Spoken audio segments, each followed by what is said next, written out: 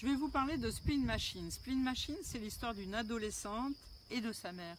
L'adolescente s'appelle Alix, sa mère s'appelle Anna, et il faut dire que la maman a beaucoup d'illusions concernant son ado, qui vit une adolescence difficile sur des chemins de traverse. Dans l'extrait, le court extrait que je vais vous lire, elle est avec son meilleur ami, Maxence. D'ailleurs, elle dit de Maxence, c'est mon ami, mon garde du corps, ma conscience. Je le serre contre moi depuis la maternelle, on nous appelle les amoureux. C'est ridicule. Les adultes se font des films, savent nous mettre mal à l'aise avec des sous-entendus lourds. Mes parents l'adorent. Il est parfait. Beau mec, bien fringué, propre, éduqué. Toutes les mères en rêvent pour leur fille. Ses parents ont du fric, le gendre idéal, une histoire d'ado qui pourrait finir bien. Ils détestent cette idée d'être choisi pour de mauvaises raisons. On se dit tout, même les secrets torrides, des sordides. Pas de jugement, jamais. On a juré, on s'y tient. Ça fait mal. Parfois on dort ensemble, je me colle contre sa peau douce, mes cheveux s'en mêlent sur son visage, j'aime son odeur, le vétiver, le poivre, je n'ai aucun désir. Trop parfait, j'ai le fantasme du sale type, du voyou, du caïd à la musculature de rêve, qui me raconte quelques blagues pour rire, à en perdre le souffle, me baise comme une brute.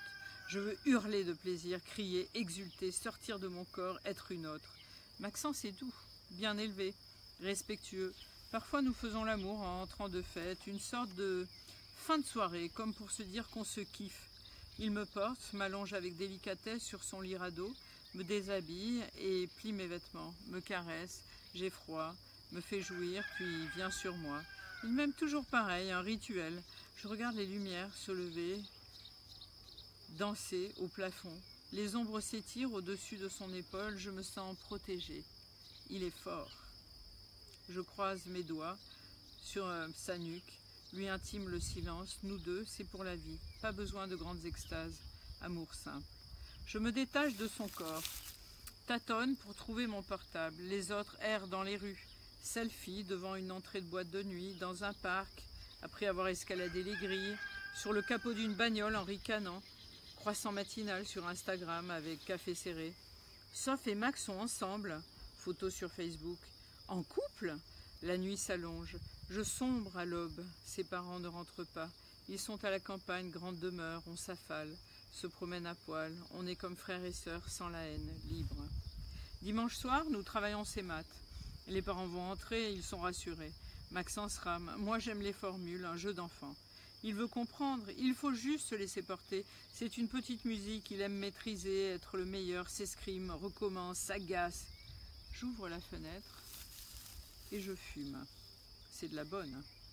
Je ne l'entends plus râler, s'agiter. Pose ma tête contre le mur, ferme les yeux, le sol décolle, je suis ailleurs. Je voyage. Corrige ses exercices, je plane.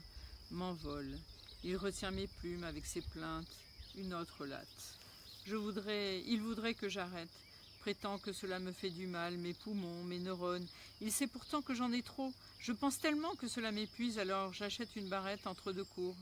Un interne fait le plein. Il a de tout. Depuis, je ne mange plus, c'est bien. D'autres prennent des médicaments ou vomissent. Je préfère le naturel, plus sain. Finalement, j'arrive de plus en plus défoncée en cours. Ça me rend normal, apaise mes délires, me détend. Arrête le tumulte, filtre les remarques. Je suis presque heureuse, plisse les yeux pour reconnaître mes potes. Je m'en approche sans bruit, rentre dans le cercle. Ma famille, je les connais tous.